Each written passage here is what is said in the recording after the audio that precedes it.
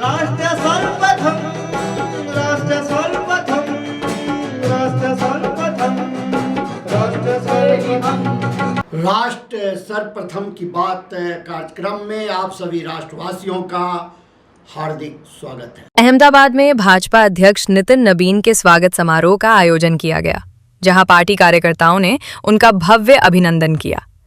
कार्यक्रम के दौरान नितिन नबीन ने गुजरात के कार्यकर्ताओं को संबोधित करते हुए राज्य की धरती को नमन किया।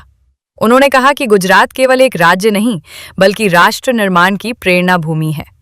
उन्होंने गुजरात को महात्मा गांधी और सरदार वल्लभ भाई पटेल की पावन धरती बताते हुए कहा कि ये भूमि देश को दिशा देने वाली रही है। नितिन नबीन ने कहा कि 21वीं सदी के भारत के विकास का श्रेय प्रधानमंत्री नरेंद्र मोदी के नेतृत्व को जाता है, जिनके मार्गदर्शन में देश नई ऊंचाइयों को छू रहा है। आज पार्टी के राष्ट्रीय अध्यक्ष के स्वागत में आप सब उपस्थित हुए हैं। मैं वैसे अपने सभी ज्येष्ठ श्रेष्ठ गुजरात के सभी वरिष्ठ कार्यकर्ताओं को, अपने सभी नेताओं का भी मैं आभार व्यक्त करता हूं, और जिस अपनापन से गुजरात पूरे देश को नेतृत्व दे रहा है और गुजरात की धरती के लाल आज पूरे देश और विश्व को नेतृत्व दे रहे हैं, मैं उस धरती को नमन करता हूं।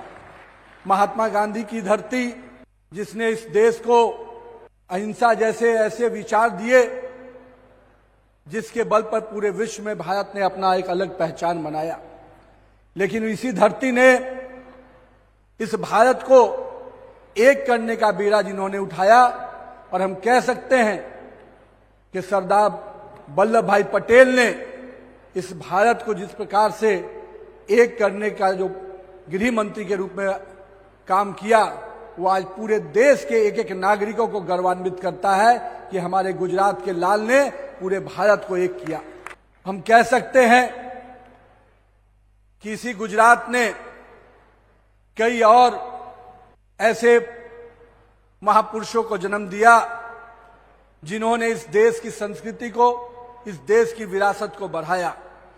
लेकिन 21वीं सदी का भारत आज अगर विकास के दिशा में विरासत के साथ अगर आगे बढ़ रहा है, तो उसका श्रेय गुजरात के लाल और भारत के प्रधान सेवक श्री नरेंद्र मोदी जी को जाता है। मैं आज उनको इस गुजरात की धरती पर आकर अभिनंदन करता हूं। इसी गुजरात के लाल भारत के वर्तमान के गृह मंत्री और भारतीय जनता पार्टी के वैसे राष्ट्रीय अध्यक्ष जिन्होंने भाजपा को सबसे बड़ा विस्तार दिया, ऐसे अपने गृह मंत्री अमित शाह जी को भी मैं आज यहां से अभिनंदन करता हूं।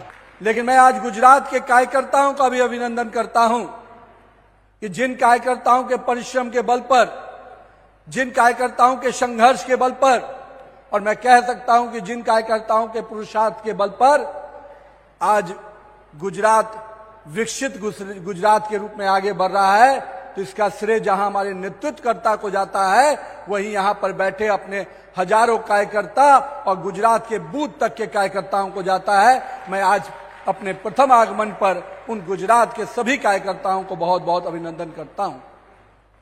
मेरे मित्रों, गुजरात ने लंबे समय तक भाजपा की सरकार में विकास को देखा है। भाजपा के नेतृत्वकर्ता ने गुजरात के एक एक गांव को, एक एक कस्बे को विकास की योजनाओं से जोड़ा है, और आज गुजरात तो देश को ही नहीं पूरे विश्व को दिशा भी दे रहा है। हमारे प्रधानमंत्री जी का जो नेतृत्व है, वो नेतृत्व पूरे विश्व में भारत को एक नई पहचान के साथ उभरता हुआ देश बना रहा है। मैं गुजरात के अपने तमाम लोगों का भी आभार व्यक्त करता हूं, जनता का भी आभार व्यक्त करता हूं, क्योंकि आप ही के आशीर्वाद के बल पर, आप ही के परिश्रम के बल पर आज नरेंद्र मोदी जी इस देश को लगातार आगे बढ़ाने में लगे हुए हैं। आप केवल गुजरात के लिए सरकार नहीं चुनते, आप केवल गुजरात के लिए मुख्यमंत्री और भाजपा को नहीं लाते, आप ऐसा नेतृत्वकर्ता दिए हैं जिसके बल पर आज पूरा भारत आगे बढ़ रहा है। इसलिए मित्रों, हम सब कोई माननीय प्रधानमंत्री की सोच के अनुरूप जनता से जुड़कर सेवा ही अपने धर्म को मानते हुए काम में लगे रहें और हमें जनता के साथ जुड़कर जो भाव हमारे प्रधानमंत्री जी का रहा है, उस भाव से हम लोग लगातार गुजरात की जनता का सेवा में लगे रहे, यही मैं आप सबसे आग्रह करता हूं। साथ ही साथ मित्रों, आने वाला समय 2027 और 29 हम पूरी तरह से कमर कस ले।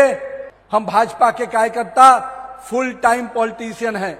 हम लगातार देश में जनता के बीच में रहकर काम करते हैं, पर चुनाव आते ही कुछ पार्ट टाइम पॉलिटिशियन भी आएंगे। हम जनता से ऐसा अपना संबंध स्थापित कर दे कि इन पार्ट टाइम पॉलिटिशियन के लिए कोई जगह न बचे, यही मैं आपसे आग्रह करता हूं। सीमांत क्षेत्रों के विकास को नई दिशा देने के उद्देश्य से वाइब्रेंट विलेज 2 कार्यक्रम की शुरुआत की गई। गृह मंत्री अमित शाह ने असम के नाथनपुर से इस कार्यक्रम का शुभारंभ किया और स्थानीय जनता को संबोधित किया। अपने संबोधन में गृह मंत्री ने कहा कि सीमांत गांव भारत के आखिरी नहीं बल्कि पहले गांव हैं। उन्होंने स्पष्ट किया कि सीमा पर बसे ये गांव देश की सुरक्षा और पहचान के अग्रिम प्रहरी हैं। आज एक प्रकार से वाइब्रेंट विलेज 2 की शुरुआत हो रही है और वाइब्रेंट विलेज 2 के माध्यम से हमारे सीमांत गांव के अंदर भारत के सभी गांव जितनी ही सुविधा करने का प्रयास और शुरुआत हमारे नरेंद्र मोदी जी ने किया है। और ये पूरे बराक वैली के और आसाम के सीमांत जिलों में हर गांव के अंदर सभी प्रकार की सुविधाएं बनाने का काम नरेंद्र मोदी जी वाइब्रेंट विलेज 2 के माध्यम से करने वाले हैं। ये वाइब्रेंट विलेज 2 में 6,900 करोड़ रुपए के खर्च से 334 ब्लॉक और 1954 गांव 17 राज्यों के, जिसमें 9 जिले, 26 ब्लॉक और 140 गांव आसाम के कवर होने वाले हैं। आसाम के 140 गांवों में पूरी सुविधा भारत के हर गांव जैसी होगी।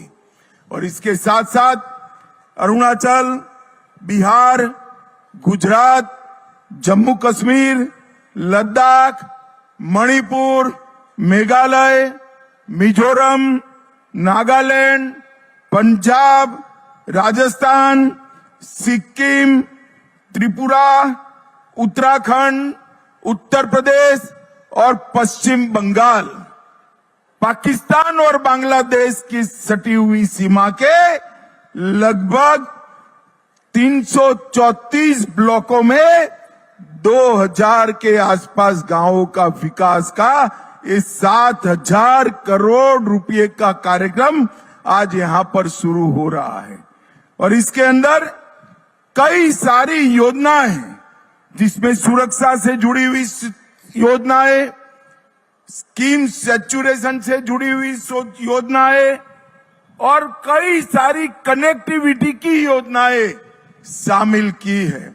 ये ब्रह्मपुत्र का पानी जो विनाश विखेरता है, उसकी जगह ब्रह्मपुत्र का पानी हमारे किसानों के खेत में जाएगा और बड़े बड़े तालाबों में पर्यटन का काम भी बढ़ाएगा। मित्रों, आज हेमंत विश्व शर्मा के नेतृत्व में आसाम पूरे नॉर्थ ईस्ट का हेल्थ का हब बन चुका है।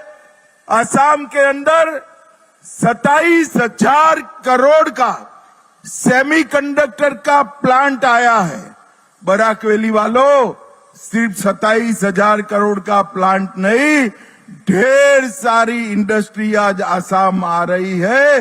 देखते देखते हमारा आसाम विकसित राज्य बन जाएगा। मुख्यमंत्री रेखा गुप्ता ने आज अपने कार्यकाल का 1 साल पूरा होने पर सरकार का रिपोर्ट कार्ड सार्वजनिक किया। मीडिया को संबोधित करते हुए मुख्यमंत्री ने कहा कि ये रिपोर्ट कार्ड केवल आंकड़ों का संग्रह नहीं, बल्कि 1 वर्ष के परिवर्तन के तथ्य हैं। उन्होंने दावा किया कि दिल्ली को ठहराव से निकालकर गति की ओर ले जाने का कार्य उनकी सरकार ने किया है। मुख्यमंत्री के अनुसार बीते 1 वर्ष में प्रशासनिक सुधार, बुनियादी ढांचे के विस्तार और सेवा वितरण में पारदर्शिता पर विशेष जोर दिया गया। आज सरकार को 1 साल पूरा हुआ है। 20 फरवरी 2025 शायद इसी समय हम लोग इस सचिवालय में पहुंचे थे और शपथ ग्रहण के बाद सचिवालय में आकर के हमने अपना कार्यभार संभाला। पहले ही दिन पहली कैबिनेट की मीटिंग हमने की थी और इसीलिए मुझे लगा कि अपनी रिपोर्ट कार्ड देने के लिए इससे बेहतर जगह नहीं हो सकती जहां 1 साल पहले हमने अपना कार्यभार संभाला। और मैं ये कहना चाहती हूं कि आज की ये रिपोर्ट कार्ड हमारे 1 वर्ष के परिश्रम और परिवर्तन के तथ्य हैं, केवल रिपोर्ट कार्ड नहीं है। ये सरकार जो वायदों की सरकार नहीं, परिणाम की सरकार है। यह सरकार जो घोषणाओं की नहीं, काम करने वाली सरकार है। और 1 वर्ष में दिल्ली को हमने ठहराव से गति की ओर लेके जाने की कोशिश की, बहानों से समाधान की ओर लेके जाने की कोशिश की और विज्ञापन से विकास की ओर हमने ले जाने की कोशिश की। यदि सर्वप्रथम कहना चाहूंगी, क्योंकि भारतीय जनता पार्टी आदरणीय दीनदयाल उपाध्याय जी के अंत्योदय के विजन के साथ काम करती है। हमारी सरकार ने गरीब कल्याण के लिए अनेकों योजनाओं पे काम शुरू किया। ये 365 के 365 दिन हमने कोशिश की कि रोजाना दिल्ली 1 कदम आगे बढ़े, वेलफेयर की दृष्टि से, गरीब कल्याण की दृष्टि से। और मुझे खुशी है कि जो पहला दिन था सरकार का, पहले ही दिन पिछली 20 फरवरी को हमने अपनी पहली कैबिनेट में जिस निर्णय को हमने लिया वो था आयुष्मान योजना, 10 लाख का हेल्थ कवर। और इस 1 साल में उस हेल्थ कवर के लिए हमारे पास 7 लाख लोग रजिस्टर हुए और आज 30,000 से ज्यादा लोगों ने इस योजना के माध्यम से, आयुष्मान और वय वंदन योजना के माध्यम से हेल्थ का लाभ लिया। इस बात की मुझे खुशी है।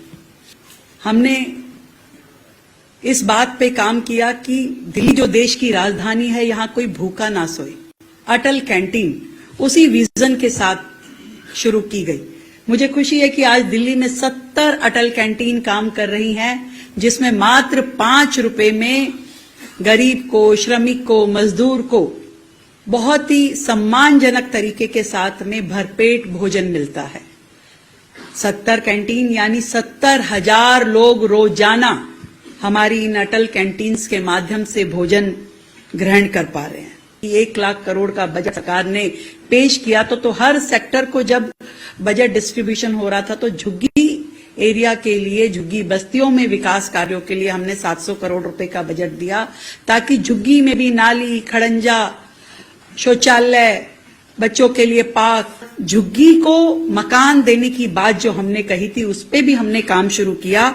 और हमारे जो फ्लैट पिछली सरकारों ने कब से बना करके छोड़े हुए थे, जो फ्लैट अलॉटमेंट ही नहीं हुआ था झुग्गी वासियों को, उनको रिपेयर करने का काम, उनको रेनोवेट करने के काम, उन प्रेमिसेस को आज के आधुनिक जरूरतों के हिसाब से बनाने का काम दिल्ली सरकार ने किया। उसमें सावदा, घेवरा, भलसवा, द्वारका, सुल्तानपुर, यहां पे लगभग 13,000 फ्लैट्स को रेनोवेट करने का काम चल रहा है, जिसके प्रथम चरण में, झुग्गी वासियों को मकान देने के प्रथम चरण में हम इन 13,000 फ्लैट्स को चाहेंगे कि दिल्ली की झुग्गी वासियों को हम इन्हें दें। और वहीं दिल्ली में देश की सबसे ज्यादा मिनिमम वेजेस यदि कहीं लागू की गई तो वो दिल्ली में लागू की गई। आज हम 22,411 रुपए की मिनिमम वेज जो है अपने मजदूर भाई को दे रहे हैं, जो कि पूरे देश में सबसे ज्यादा है। हमने एसटी एससी बस्तियों में भी 85 करोड़ के काम जो हैं इस साल सैंक्शन किए, जो अब 146 परियोजनाओं के रूप में दिल्ली में काम चल रहे हैं। दिल्ली सरकार के 1 वर्ष पूरा होने पर विपक्ष ने तीखा हमला बोला है। पूर्व उप मुख्यमंत्री मनीष सिसोदिया ने प्रेस वार्ता कर मौजूदा सरकार के कामकाज पर गंभीर सवाल उठाए। मनीष सिसोदिया ने कहा कि 1 साल में दिल्ली की जनता को निराशा हाथ लगी है और लोगों को पूर्व मुख्यमंत्री अरविंद केजरीवाल की नीतियां याद आ रही हैं। उन्होंने आरोप लगाया कि नई सरकार ने शिक्षा क्षेत्र में कई महत्वपूर्ण पहल रोक दी हैं, जिनमें शिक्षकों की ट्रेनिंग कार्यक्रम भी शामिल हैं। यमुना सफाई को लेकर सिसोदिया ने सरकार पर फर्जीवाड़े का आरोप लगाया और कहा कि जमीनी स्तर पर कोई ठोस सुधार दिखाई नहीं दे रहा। रोजगार के मुद्दे पर उन्होंने दावा किया कि 1 लाख से अधिक युवाओं को सरकारी नौकरियों से हटाया गया है।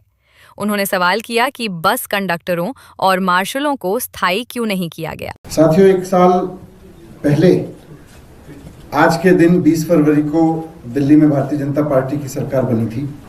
हम ये नहीं कह रहे कि 1 साल में सब कुछ हो जाना चाहिए था, सब कुछ बदल जाना चाहिए था, इसलिए हम उस पर नहीं जाएंगे। पिछले 1 साल में दिल्ली के लोगों ने रेखा गुप्ता जी की सरकार का जो फर्जीवाड़ा देखा है, हम उसको एक्सपोज करेंगे। पिछला पूरा 1 साल दिल्ली वाले लोगों के साथ, दिल्ली के लोगों के साथ फर्जीवाड़े का 1 साल रहा है। सबसे पहला फर्जीवाड़ा हुआ दिल्ली वालों के साथ, दिल्ली की आधी आबादी के साथ, दिल्ली की महिलाओं के साथ फर्जीवाड़ा। चुनाव से पहले प्रधानमंत्री मोदी जी ने दिल्ली की आधी आबादी को गारंटी दी थी और यह कह के गारंटी दी थी कि यह मोदी की गारंटी है, 8 मार्च 2025 से आपके खातों में 2500 रुपए आने लगेंगे। लेकिन 8 मार्च 9 मार्च तो छोड़िए, अप्रैल चला गया 2025 का, मई चला गया, जून चला गया, पूरा का पूरा 2025 चला गया। देखते देखते रेखा गुप्ता जी की सरकार को 1 साल चला गया, लेकिन मोदी जी की गारंटी पूरी करने के नाम पे उनके मुंह से एक शब्द नहीं निकल रहा। दूसरा फर्जीवाड़ा पॉल्यूशन कंट्रोल के नाम पे। हम सबने देखा कि जब तक केजरीवाल जी की सरकार थी, दिल्ली में डस्ट कंट्रोल के लिए, फायर कंट्रोल के लिए, व्हीकल कंट्रोल के लिए ऑर्डविन जैसे प्रयोग करके बहुत सारे प्रयास किए जाते थे। लेकिन इस बार बीजेपी की सरकार हाथ पे हाथ रख के बैठी रही और पूरे देश और पूरी दुनिया में सबसे खराब AQI दिल्ली ने इस बार झेला। लाखों परिवारों के बच्चे प्राइवेट स्कूलों में पढ़ते हैं और जैसे ही बीजेपी की सरकार बनी, जैसे ही रेखा गुप्ता जी चीफ मिनिस्टर बनी, दिल्ली के प्राइवेट स्कूलों ने फीस बढ़ानी शुरू कर दी। किसी ने 80%, किसी ने 30%, किसी ने 2 गुनी, किसी ने 3 गुनी। आपने देखा होगा कि बीजेपी की सरकार बनते ही सबसे पहले अगर कोई ग्रुप सड़क पर आया तो वो था दिल्ली का मिडिल क्लास, जिसके बच्चे प्राइवेट स्कूलों में पढ़ते हैं। IIT नीट की कोचिंग करानी शुरू की थी हम लोगों ने, वो बंद कर दी। केजरीवाल जी ने दिल्ली के सरकारी स्कूल के टीचर्स की IIM से लेके सिंगापुर, फिनलैंड तक में ट्रेनिंग शुरू कराई थी, वो सब बंद कर दी इन्होंने। चुनाव से पहले इन्होंने वादा किया था जहां झुग्गी वहीं मकान, लेकिन चुनाव होते ही, सरकार बनते ही इन्होंने मिशन शुरू कर दिया, जहां झुग्गी वहां मैदान। एक और फर्जीवाड़ा इन्होंने किया यमुना की सफाई के नाम पे। पिछली छठ पे आपको याद होगा, इन्होंने ऐलान कर दिया दिल्ली में यमुना साफ हो सकती है। इनके मंत्री, इनके विधायक और खुद मुख्यमंत्री टीवी चैनल्स पर बैठ बैठ के कह रहे थे अब यमुना साफ हो गई है, यमुना इतनी साफ हो गई है कि पीने का पानी वहां बह रहा है और बस पी सकते हो पानी। फर्जीवाड़ा इन्होंने किया दिल्ली के लाखों नौजवानों के साथ। दिल्ली के लाखों नौजवान केजरीवाल जी के समय, उससे पहले भी लगे हुए थे, सरकार के विभिन्न विभागों में नौकरियां कर रहे थे। वो परमानेंट नहीं थे, अलग अलग तरीके से टेम्परेरी काम कर रहे थे। इन्होंने 1 लाख से ज्यादा नौजवानों को सरकारी नौकरी से हटा दिया। आज जब रेखा गुप्ता जी जश्न मना रही हैं अपनी सरकार के 1 साल पूरा होने का, तो दिल्ली के 1 लाख से ज्यादा नौजवान अपने घर में मातम मना रहे हैं रेखा गुप्ता जी की सरकार में नौकरी जाने का।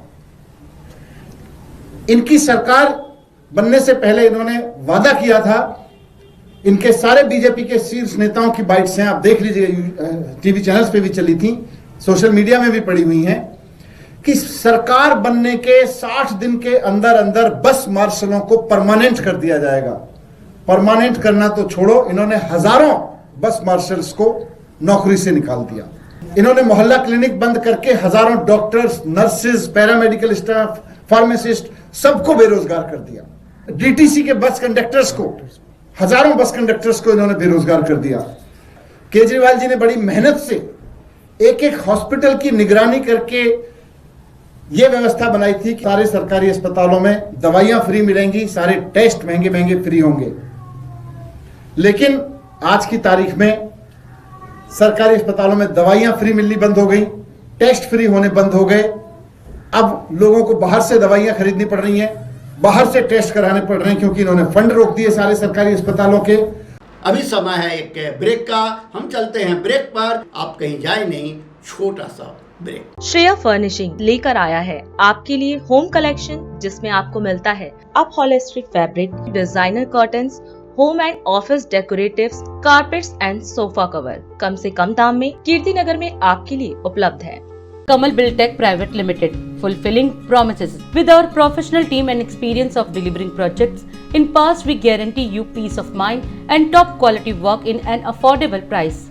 और अधिक खबरों के लिए आप हमारे YouTube चैनल दैनिक इंडिया दर्पण को अभी सब्सक्राइब करें और नोटिफिकेशन के लिए बेल आइकन को प्रेस करना ना भूलें। राष्ट्र सर्वप्रथम की बात कार्यक्रम में ब्रेक के बाद एक बार फिर आप सभी राष्ट्रवासियों का स्वागत।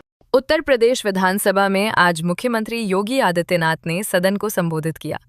बजट सत्र के दौरान अपने वक्तव्य में मुख्यमंत्री ने कहा कि विधानसभा ने अपनी संवैधानिक जिम्मेदारी का निर्वहन पूरी गंभीरता और सक्रियता के साथ किया है। मुख्यमंत्री ने बताया कि उत्तर प्रदेश का सामान्य बजट वित्त मंत्री सुरेश कुमार खन्ना द्वारा प्रस्तुत किया गया, जिसमें राज्य के विकास और जन कल्याण को प्राथमिकता दी गई है। उन्होंने कहा कि बजट सत्र अब समापन की ओर है और इस दौरान व्यापक चर्चा, विचार विमर्श और सुझावों के माध्यम से महत्वपूर्ण विषयों पर मंथन हुआ। मान्यवर, मैं धन्यवाद दूंगा जो सामान्य बजट 26-27 का मेरे सहयोगी वित्त मंत्री श्री सुरेश कुमार खन्ना जी ने इस सदन में प्रस्तुत किया था। अच्छा लगा मुझे कि काफ़ी सदस्यों ने इस पूरी चर्चा में भाग लिया। अगर मैं बताऊं तो वित्तीय वर्ष जो हमारा बजट आया था, इस बजट में सत्ता पक्ष के 109 माननीय सदस्यों ने, प्रतिपक्ष के 58 माननीय सदस्यों ने, कुल 167 समेत अगर मैं देखूं तो लगभग 169 माननीय सदस्यों ने इस पूरी चर्चा में प्रतिभाग किया है। अनुदान की मांगों को भी लिया जाए तो इस पूरी चर्चा के दौरान सत्ता पक्ष के 21 माननीय सदस्यों ने और 15 प्रतिपक्ष के माननीय सदस्यों ने अनुदान की मांगों की इस सार्थक चर्चा को आगे बढ़ाने में अपना योगदान दिया है। मैं इन सभी को हृदय से धन्यवाद देता हूं कि उन्होंने इस पूरी चर्चा को सार्थक बना करके इस बात को साबित किया है कि वास्तव में लोकतंत्र की सर्वोच्च संस्था के रूप में विधायिका अपनी जिम्मेदारियों का निर्वहन कर रहा है और समस्या का समाधान का रास्ता संवाद हो सकता है। और उस संवाद के माध्यम से इस सदन ने साबित किया है। मुझे लगता है कि